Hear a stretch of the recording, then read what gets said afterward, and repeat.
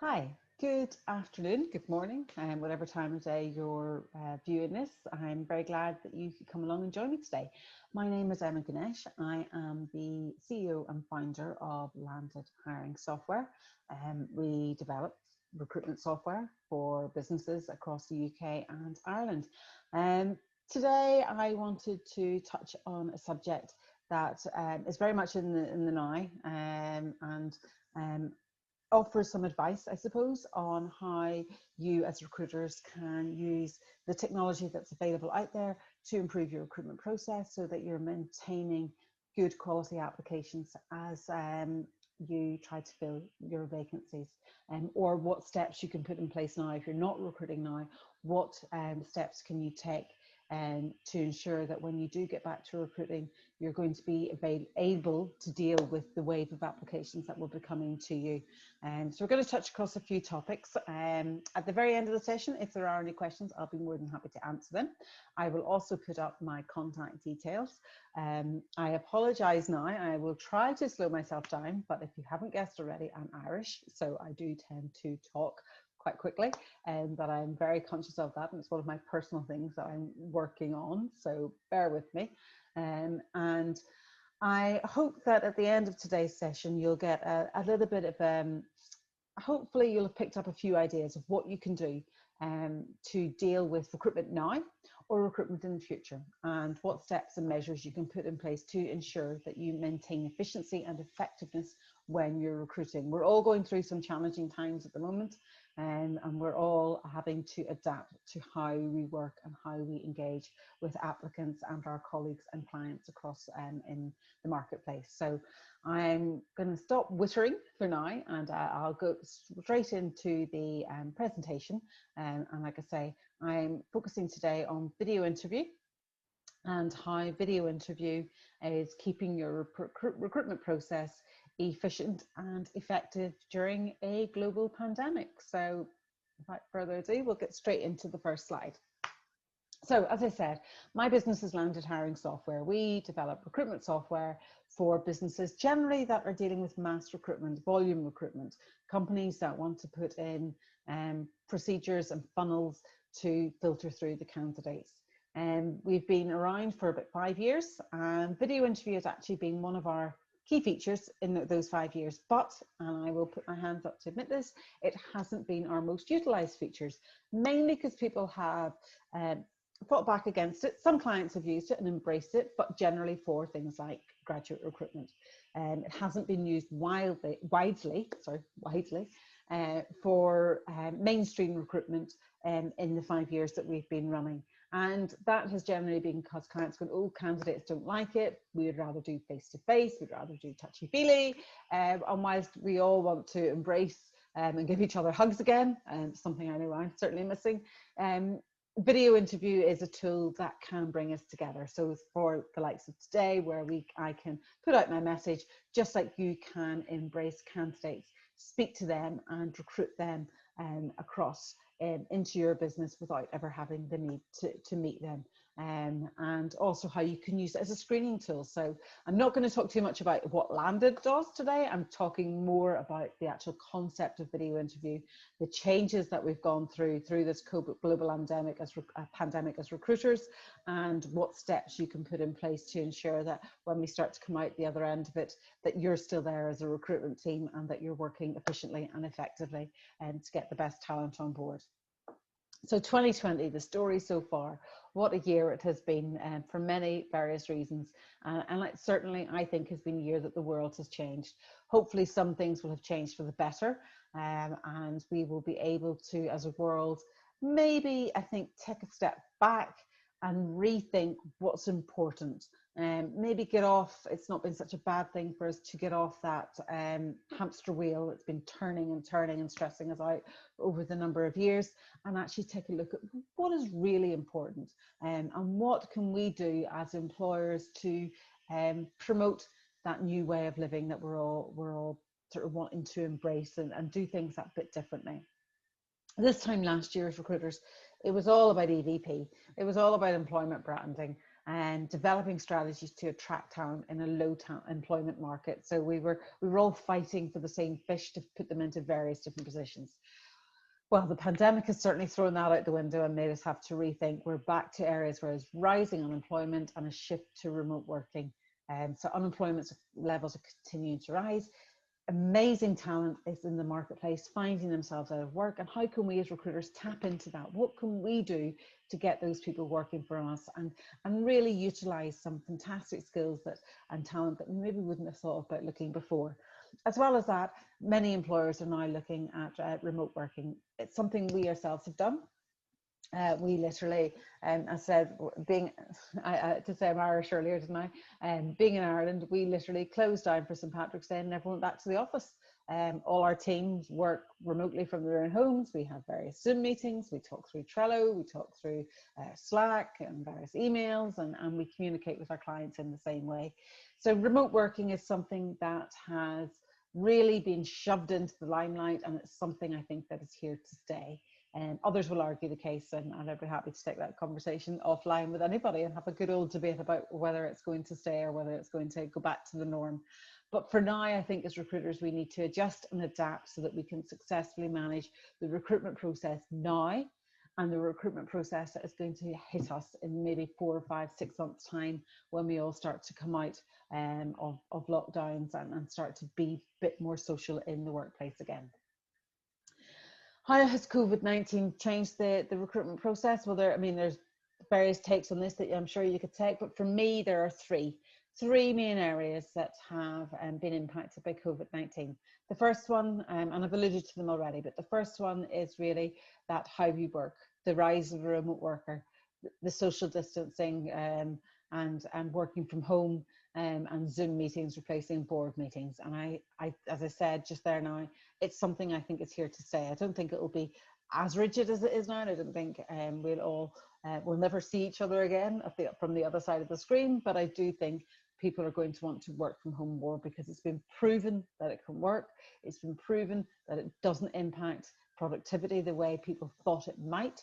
And it's been proven that it is good for people's mental health. It does have its challenges. Obviously, there are people who don't like being in isolation. But I think when you can get a balance between working from home and working in the office and having teams together, it's going to be something that we're going to see a lot more of. And that is great for diversity because it means you'll be able to employ people who can work in various different corners of the country. And for us being based where we are, it means we can now start to look at employing talent maybe across the border in England or in Scotland or anywhere else. And we don't have to try and attract people to work in our remote location anymore. So for us, it's a really positive thing. Change in hiring needs is obviously something that has really impacted recruitment, fall in vacancy adverts. So almost overnight, we noticed pretty much all of our clients, if not pull all vacancies, reduce the number of open vacancies that they had. So if they are retail clients, obviously pulled vacancies in certain areas during major lockdown, but then when things started to reopen again, they put those vacancies back up and they were recruiting short-term contracts. We had other clients who were in hospitality, who obviously again had to basically pull everything and not recruit anymore. And then there were just those who were in lockdown and who for about 3 or 4 week period pulled all vacancies. But over time, they've started to, once they've got their remote working in place, they've started to hire again and put those vacancies back up. And this kind of leads then to the next sort of point, that change in the candidate market and the rise in unemployment. So where we saw fall off in vacancies and literally a stagnation of applications because there just weren't the jobs there, once vacancies started to be put back on, what we noticed across the board with our clients was that the sheer number of applications per vacancy was going in an upward trajectory. And that's not to say that they have more vacancies, it's to say that they have more applications per vacancy than they have pre-COVID. So they were seeing probably in some cases maybe twice as many applicants, in other cases 4 or 5 times as many applications. And we had one client who put out in August a role for a strategic change director. Obviously they're looking at ways to change their business, but what was really noticeable about such a high level position was the sheer number of applications they received for that vacancy and the number of views that it got. It was through the roof in comparison to pre-COVID. Any director type role like that before may have attracted 40, 50 applications or views, and they received over 300 validated applications, and they had something like 10,000 people view their advert. So it was quite an incredible realization that they needed better measures in place, and that's where they turned to doing more and more video interviews, because it really helped them screen candidates. But we'll come to that in a second.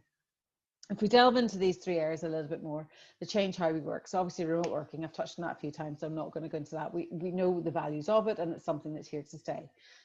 If we start to think about how we go back to work or where we go back to work, we have to look at social distancing. What requirements will we need to put in place in the future? How will we interact when we go back to the office? Will we get back?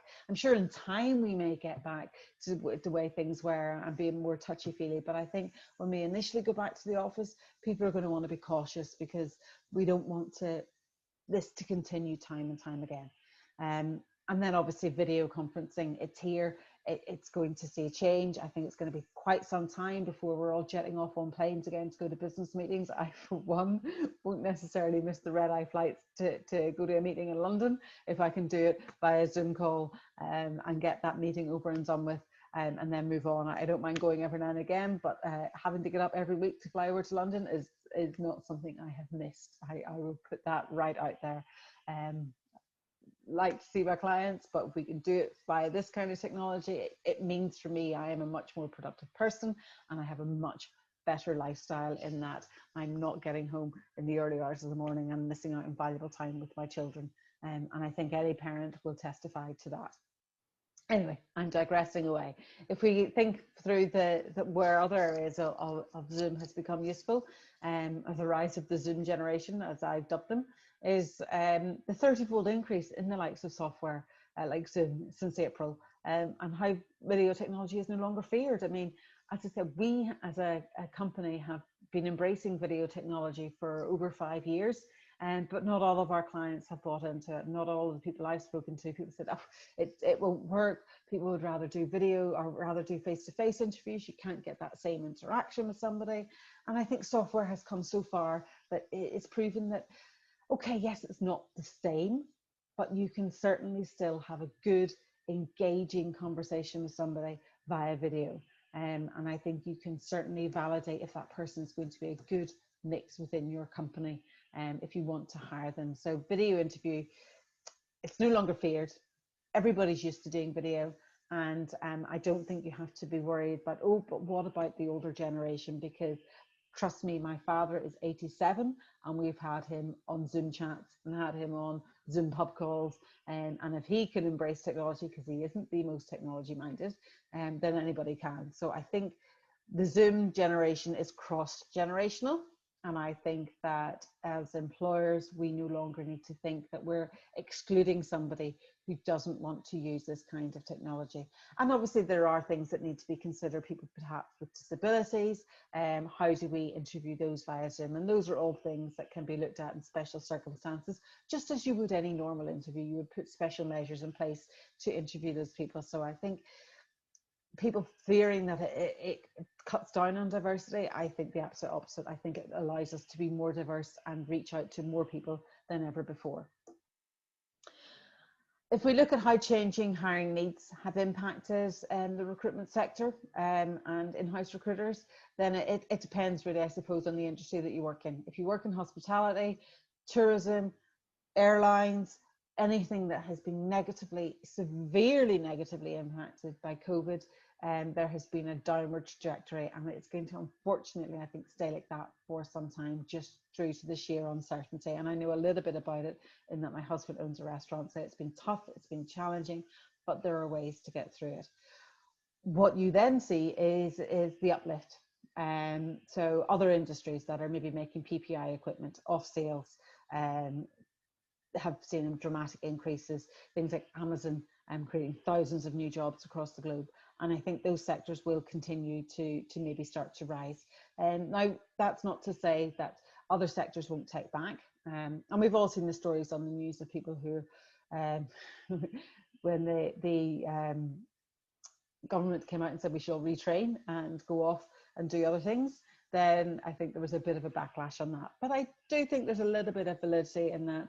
In the interim, people can certainly find other work and go into other sectors. People who maybe from hospitality could go and work in a factory manufacturing PPI equipment for the interim. It keeps them in employment, and it keeps the old grey matter flowing, and it does a lot for morale boosting. People who are necessarily not going to stay in that role forever, but I think it shows value that they went out and they didn't sit at home and they went and got work. That's not taken away from people who couldn't find employment or didn't have those transferable skills, but I think there are certain positives and negatives that you can outweigh. So those hiring needs are going to continue to be challenging to us. But I think that whenever people do go back, so whenever hospitality comes back, whenever the airlines come back, whenever tourism comes back, all of those industries are going to have in place processes and procedures that will enable them to deal with the influx of applications, because that is what they're going to face. They're going to see huge number of people applying for a small number of jobs as we slowly come back and start to increase our economy again. And that's where the candidate market will have the biggest impact, I think. The sheer volume of applications that companies are going to receive over the coming months is going to really, unless you're prepared, floor you in terms of your effectiveness and your efficiency as a recruiter. The job retention scheme is great for keeping people afloat whilst there are no vacancies for them to go to, but at some point that will end, and at some point those people who are currently furloughed, some will go back to work, but many of them I do think will find that this has been a plug in a sinking ship, and unemployment levels will just rise. It's a temporary stay of execution, if you like. So I think we need to be prepared for that, and those companies that are hiring need to be prepared for the influx of applications that they will receive. So we will continue to see this rise in redundancies whenever furlough does end. Now I know it's just been stayed until March, but I think that come March, there will certainly be more people applying for the jobs, and hopefully by then more jobs will become available, but that isn't to say that it's going to fully replace like for like, so to speak. And the rising levels of unemployment isn't just rising levels of unemployment in the lower sector, in the entry-level jobs. It's rising levels of highly skilled people.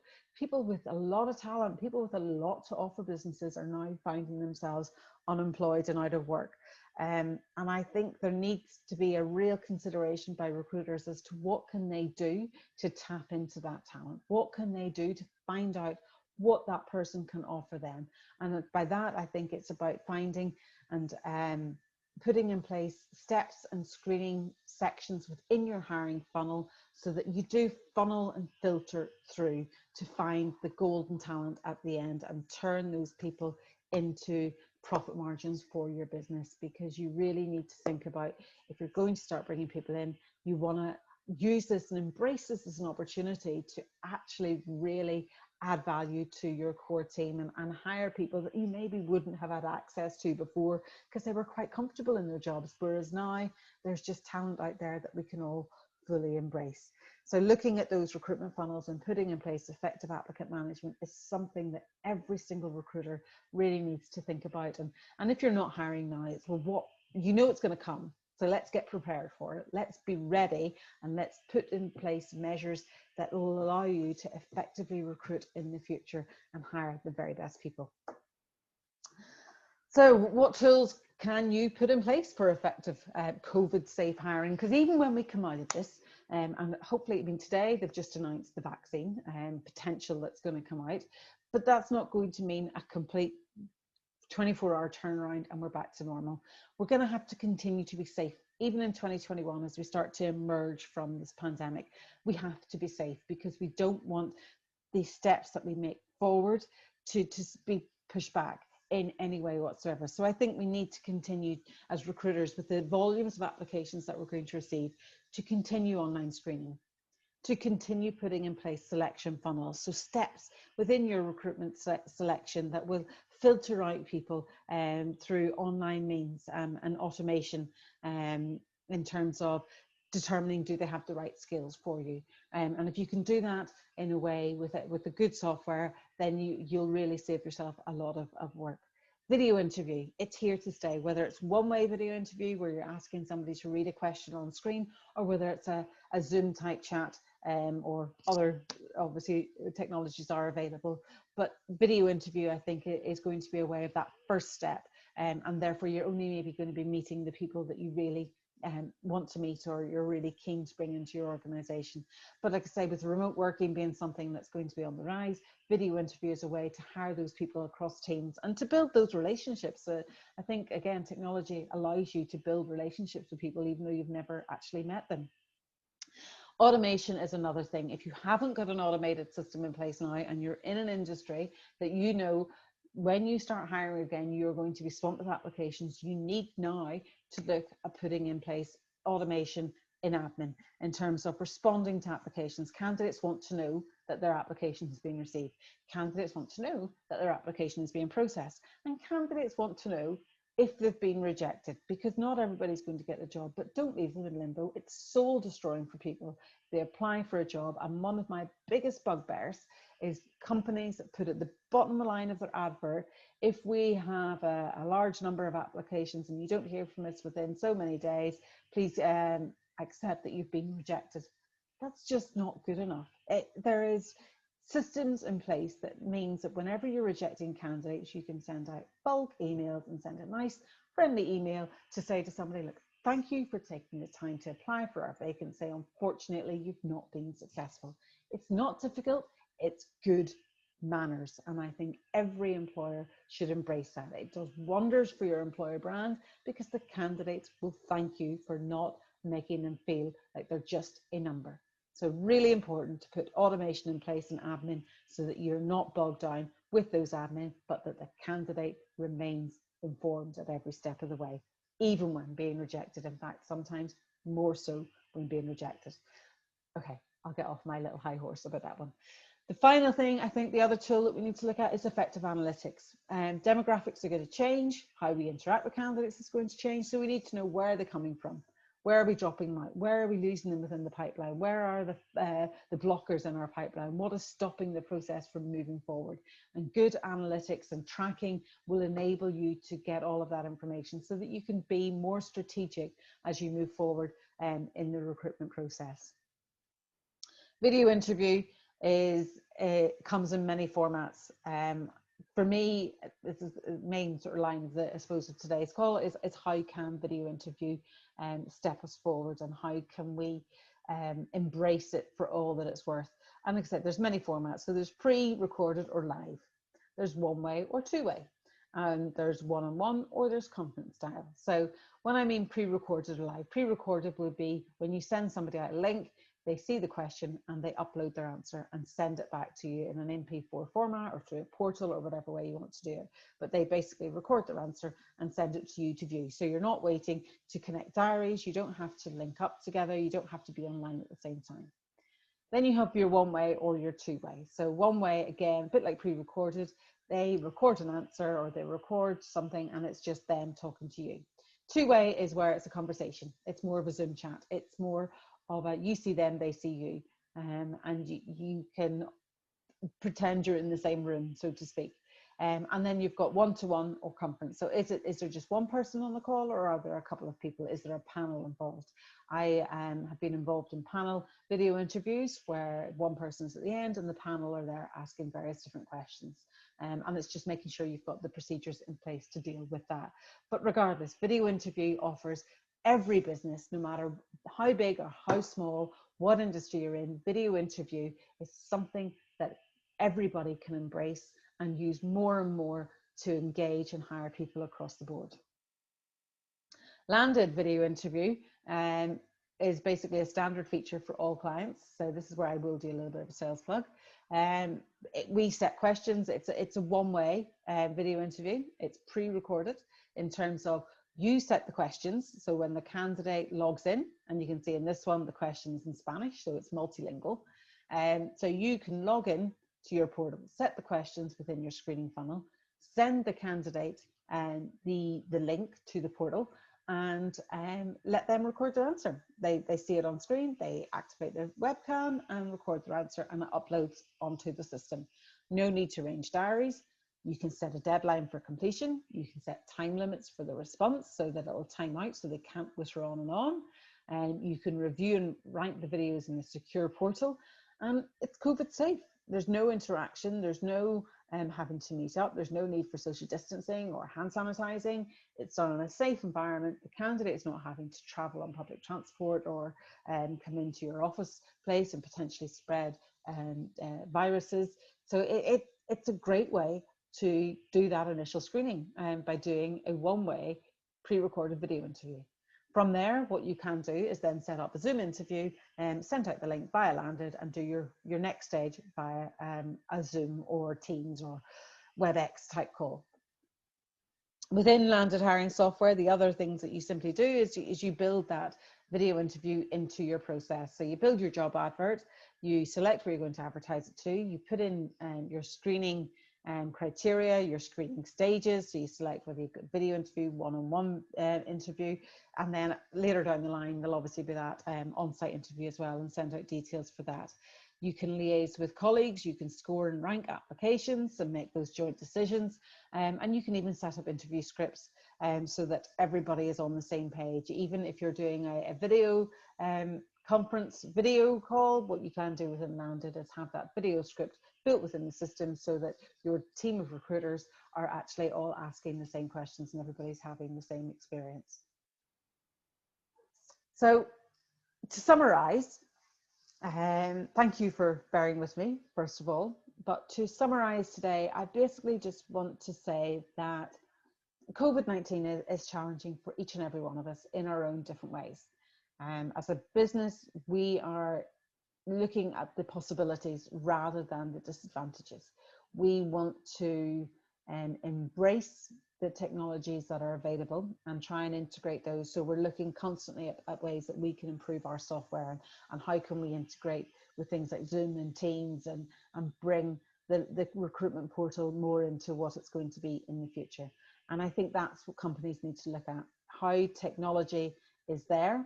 And that's why I think HR Tech 247 is a fantastic platform for yourselves to be looking at, because there are so many software technologies out there that will help and enable recruiters and recruitment teams and HR managers to really look at the strategic changes that can be put in place now, because we are going to come through this.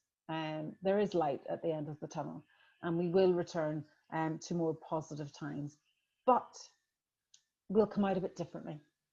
And I think that this is now the time for recruitment teams to embrace the technologies that are already available and look at new technologies that are coming in place and how the two can work hand in hand. Look at your processes. What can you do differently? What do you need to do differently? And what do you want to do differently? And use this time as a time to put those changes into place. Thank you for your time. Thank you for watching me witter on for the last half hour. If you want to say hello and have an offline chat, by all means, drop me an email, emma@wearelanded.com, or visit us at our virtual stand and send a message through the various different portals there, or drop me a message via LinkedIn. I'm the only Emma Ganesh on LinkedIn. It's my little thing. There's nobody else with my combination of a name on LinkedIn, so I'm quite unique. So if you would like to pop in and see me on LinkedIn, drop me a message. If you're interested in finding out more about our software, I'd be more than happy to talk to you about that. But also, I'm just happy to talk to other people within the industry and share ideas and explore how we as an industry can thrive through this when we come out the other end. So thank you for your time today. Hope you enjoyed it. Hope you got something from it. And I look forward to hearing from some of you in the future. Take care, stay safe, God bless.